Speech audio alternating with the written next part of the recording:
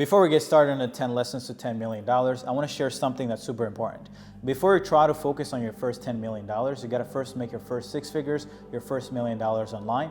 And the best path that I know how to do it based on the data that we have is going after local service businesses and selling them AI infrastructures, AI growth systems. On December 29th, I'm actually hosting episode 2 of the Growth Creator series. So if you're currently looking to get into markets that are easier to scale in and but where you're still charging a lot of money for your systems, then please click the link below and sign up, and see you on December 29th. I want to help everyone out there start the year strong, and this is how I know how. Love y'all. Welcome to another YouTube video. I wanted to do something pretty special for you guys and talk about the 10 lessons that I got from making my first $10 million in the last 3 years. For those who don't know, in 2020, I left my 9 to 5. I was making $30,000 a year in this e-commerce company. And in January of the following year, January of 2021, I made my first $10,000 month. It was life-changing, in my opinion. I felt like I was the king of the world, right? I think Alexander the Great dominated a lot of countries in Europe, and I felt like I was close to being Alexander the Great. For anyone who's made their first $10,000 a month, you know how it feels like, right? But fast forward a year and a half later, I was making $500,000 a month, okay? And that's how I was able to go from starting my first business where I make $10,000 a month to 2 years later, I was already bringing in $2 million and more every single year. So I think there is a few insights that you can learn from my journey, and let's get into it. Lesson number 1, your first business won't make you a millionaire, but it will give you the insights and the case study that will. What do I mean by that? So many people, especially if you're like me and got started with an online business from going through courses online, everyone teaches you that, hey, you want to start making your first $10,000 a month, your first $20,000 a month from, let's say, launching an agency. But most people who run agency businesses don't even make $1 million a year. To be honest, most businesses don't even ever cross the threshold of $1 million a year. Forget about $1 million profit. So I want you guys to not have so much pressure on becoming a millionaire from the first business that you start, and instead look at it from the perspective that I'm getting started, and from the process of getting started and the experience of getting started, I deserve more success. That's what happened to me. I started with an appointment setting agency that I scaled to $28,000, $30,000 a month in 4 months. And that process of running that business allowed me to learn what other problems that my clients were dealing with. The clients that I had the wrong offers, the wrong services that they were selling. They picked the wrong markets to sell these services to. They didn't have good client acquisition systems. They didn't know how to fulfill, and they didn't have great teams. So what happened? I started clientacquisition.io to solve every single problem that they were facing. And instead of charging $1,000 a month, $2,000 a month for my appointment setting services, I said, hey, how about I solve every single thing in your business, but you pay me $15,000 instead? And that's how you go from selling commoditized services to making your first, to becoming a millionaire in less than a year. At least that was me. At the end of 2022, I had over $1 million in the bank account, which is fucking ridiculous. Going from making $30K a year to having $1 million cash by the end of the second year of you quitting your 9 to 5 is pretty legendary in my opinion. But here is something important. I did not settle for the $30K a month business. Instead, I went into more leveraged vehicles. Talking about leverage, let's talk about leverage. Why is leverage so important? That will be lesson number 2. How much money you make is not depending on how hard you work. It is dependent on the opportunity you choose, but also the leverage you have in your business. I want to share 3 forms of leverage that I personally focus on right now for myself or for even the clients' businesses that we're scaling. Team is super important. Right now, I was looking at my profit and loss statement yesterday, and last month I spent a little over $200,000 on payroll, and a lot of people will look at that and be like, oh my God, that's so much money. Well, you could look at it as an expense, but I look at it as an asset. I have $200,000 a month that can create anything that I want created without needing any of my time. If I go to compete with someone else who doesn't have $200,000 a month in payroll, that means that if they're a solopreneur or they only have 3 employees, we can do what they do in 6 months in a single week.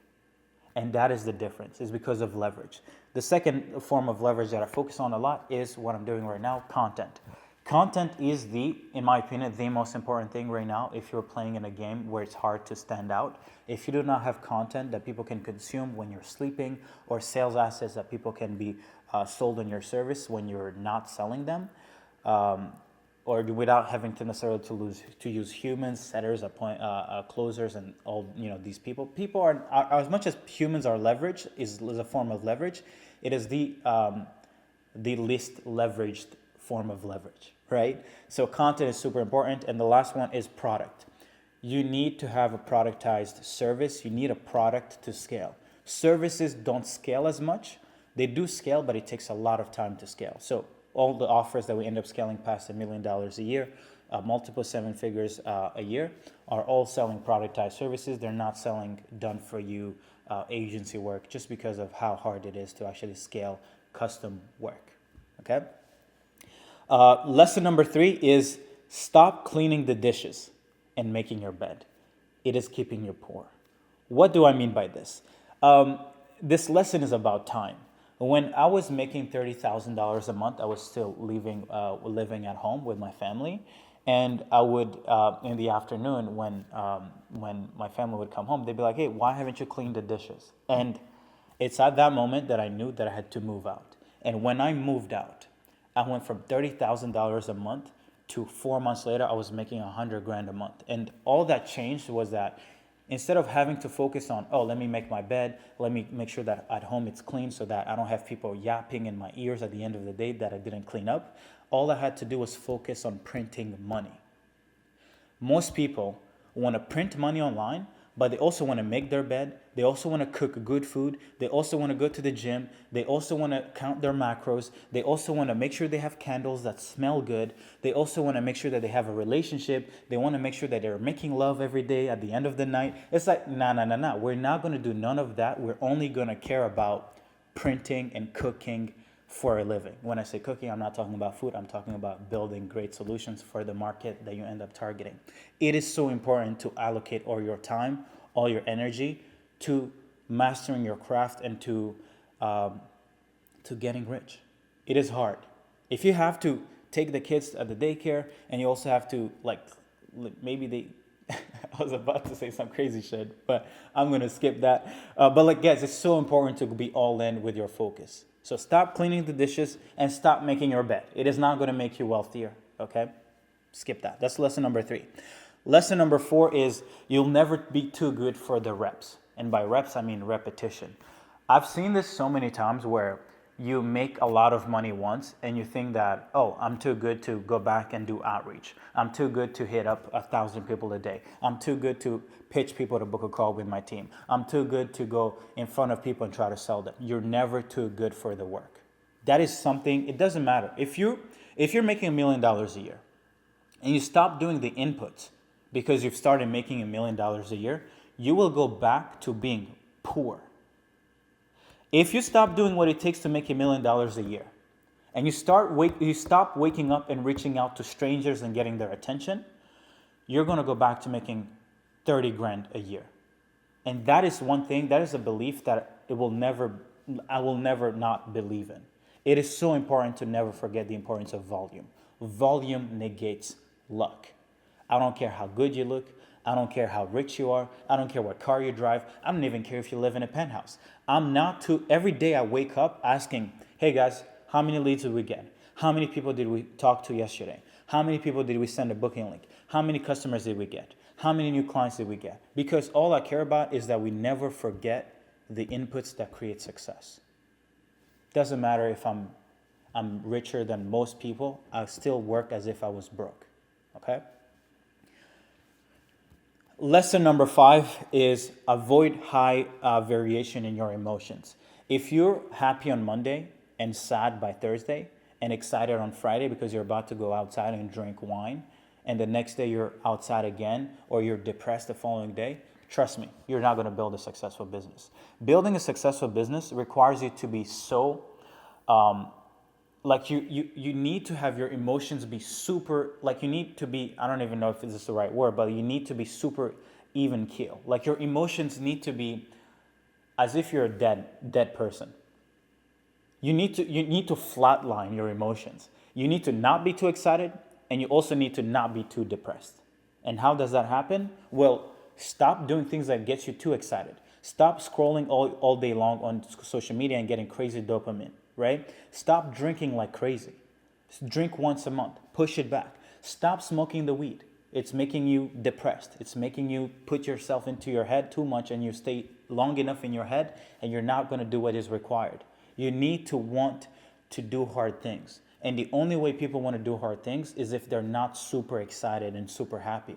If you're in the jungle, trust me, you didn't have a reel that went viral and that got you excited to see. You didn't have 50,000 naked women in front of you that you could see by just scrolling online. You had nothing to raise your dopamine receptors, right? Or at least the dopamine coming into your system. You had nothing. So you had, I just got to go hunt, put food on the table, and sleep, and go do the same thing every day. But if you're always excited, how are you going to have the motivation to go and actually hunt? You're not. So avoid all the things that give you too much of a high. Okay? Next lesson, which I believe is what? Lesson number 6? Lesson number 6 is data and finding your one thing. This is so important. As you grow a business, as I scale my business, I was making so much money from all over the place that I couldn't go back and pinpoint the thing that was truly creating that success and that wealth. And if you forget, or if you never pinpoint what actually creates success for your business, you will end up being distracted and doing everything that everyone is saying that creates success. So I'll give you guys a tangible example. A business that gets a lot of clients every month, and they're using video sales letter funnels, they're doing webinars, and they're running cold outreach campaigns. This business may be making $100,000 a month. But the truth is, there is one acquisition channel that's bringing in 80% of the result. But because they don't track which actually creates that result, that 80% of the result, they will never be able to scale their business, because if they try to scale, they're going to want to scale everything. When you scale everything, that's when you start seeing, that's when you start kind of like decreasing your returns on your investment. So what I mean by finding your one thing is figure out, are you the best at making money from a VSL funnel?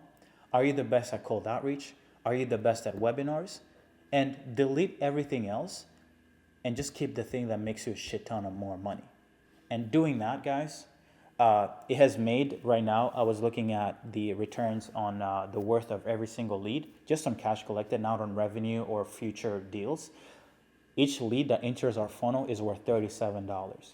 So my job, and by the way, this is from focusing on that one acquisition channel.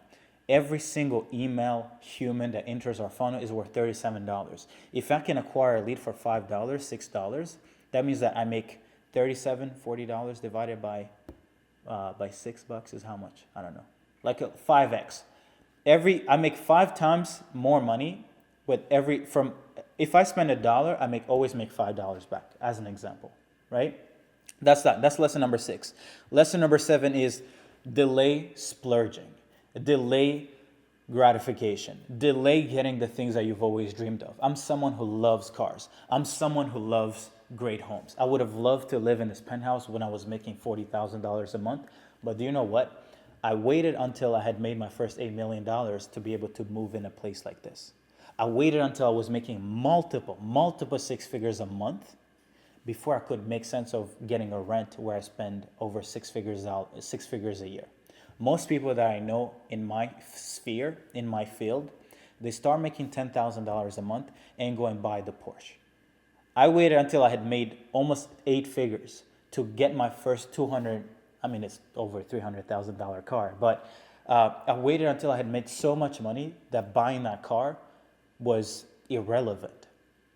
And if you never do this and you get the things that you've always dreamed of, your dream car, your dream home, your dream girlfriend, okay? Girlfriends can be expensive sometimes.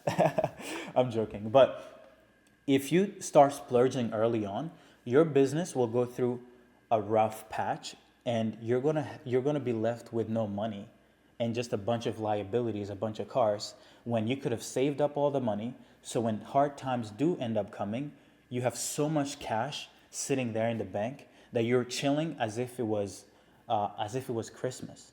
That's what happened to me.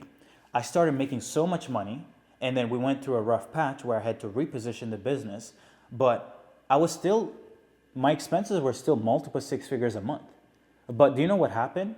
Because I had saved so much money and avoided getting a Porsche, a penthouse, a bunch of other cars, Range Rovers, Mercedes, because I had avoided buying all this bullshit, I had so much money in the bank that we could go a month without getting a client. We could go 2 months, 3 months, 6 months without getting new clients, and I wouldn't be worried because I didn't spend all my money on stupid, dumb shit. If you don't understand this lesson, and you think that just because you made your first $1 million that you're the big dog, you're a big shot, you're so confused.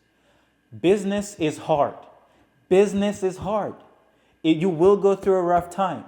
And whoever has the most capital, whoever has the biggest war chest is who survives.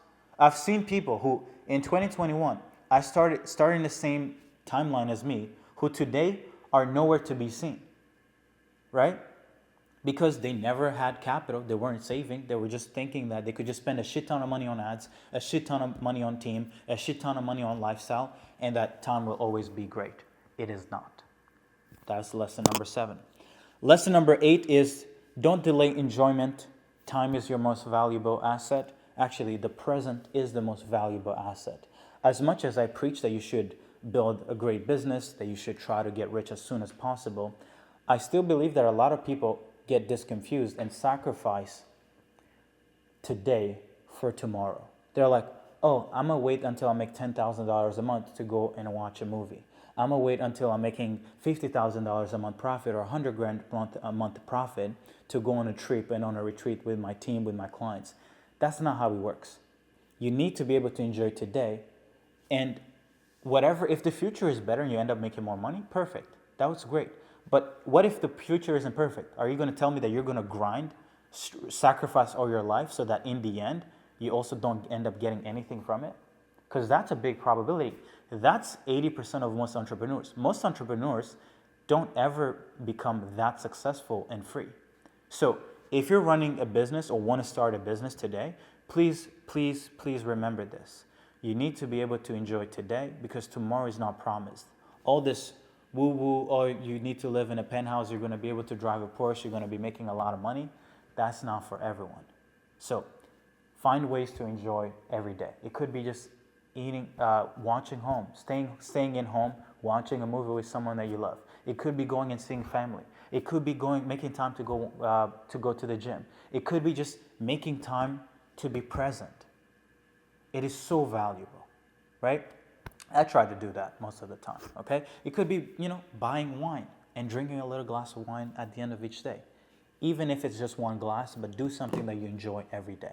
Lesson number 9 is getting rich is easy, but getting rich for sure isn't. Most people confuse getting rich with getting rich for sure. They're two different things, and I'll explain why. Anyone can launch a business or an offer and make $1 million. But to sustain making $1 million for 10 years, for 20 years, for 50 years, is two completely different mindsets. It takes two different approaches to actually running a business. You need one business that gets you rich for sure, or an offer, meaning you need a productized thing, something that scales really fast, something that people will buy for a lot of money. But if you want to get rich for sure, you need something that compounds. You need something that people keep on buying over and over and over and over again.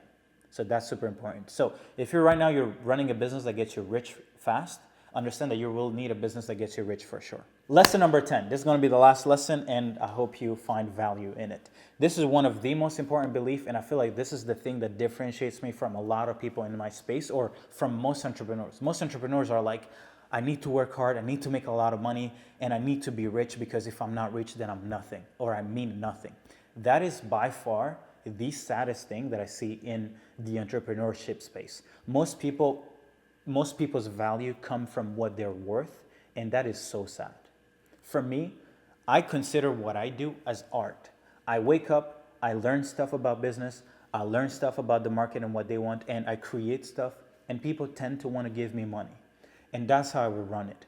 Now, am I successful because I need to be successful? No. At this point, I believe it's almost like a form of like success has to earn me. It's not the other way around. It's not like I have to earn success. It's more like if I just express myself to the world, I inevitably become successful because I'm worth success, right? It is not that I have to become successful. It's I'm already successful. It's just a function of me expressing it out there and putting more of my creativity into the world. Therefore, whether I wake up to a lot of money in my bank account or zero money in my bank account, it doesn't change how I feel about myself. Because at the end of the day, this outcome or this outcome all comes down to what I want to create. It all starts and ends with me. It is not this that makes me, it's me that makes this. Therefore, I'm successful as I am. And as soon as you have this belief within you, you're going to be able to create so much impact into the world that, and you won't necessarily have to depend on the outputs and how the world reacts to you, because you know what you're worth and nothing will ever change that. So guys, don't attach yourself to success, even if everyone is chasing it over and over again. Everyone is want to become successful. Everybody want to become rich, but you don't want to chase it so much that you devalue yourself. So my advice to you guys is you guys are worth it, and you guys can change the world. You guys can become your own hero. But you have to understand that everything that you're looking for is already within. It is just a function of you making a little bit of money, a little bit of millions, so you feel like you actually have proof that you're actually worth something. Okay? Money is just a checklist. It's just like a proof. It's like proof. It's like if I turn it off, there is smoke. This is proof that it's turned off. Money works the same way. It is just proof that you're actually lit and that you're the one. Anyway, guys, thank you guys. Enjoy this video and enjoy 2025. Love y'all. Bye-bye.